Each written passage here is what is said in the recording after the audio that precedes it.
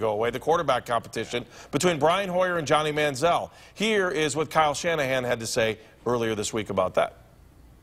I'm not day-to-day on who's better, who's not. It's a long process, and we got a lot of practices to go through. We'll evaluate it hard on the tape at the end of us, and that'll help us set a little more of a plan for training camp and what we need to see to put situations we got to see these guys in for us to know who the best player is to go with. All right, common sense versus hype, I think, is really what this comes down to. And Kyle Shanahan, I hope these guys have earmuffs for what else is going on. They need to make the decision whoever the best quarterback. Biggest concern for me, and I'm glad you brought that up, my biggest concern truly is that you have a first-time general manager, first-time coach, and like you said, can they deal with this and do this the correct way without paying attention to what you're saying, what I'm saying, what people on the radio are saying? That's the interesting thing that I have for this. To me, the offense is kind of set up for Johnny Manziel. A lot of play action, easy reads.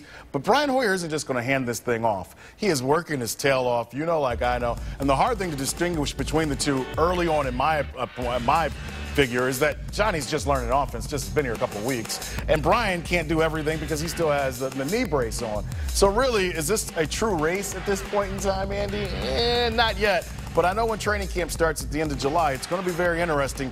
And the thing is, I think Manziel's going to start multiple games in 2013. I just think it's going to be 2014. I'm losing years. If he could go back last year, I don't think we need him. Yeah, we would need him. But I think he will start at some point in time. But I think the first 3 games are Brian Hoyer's.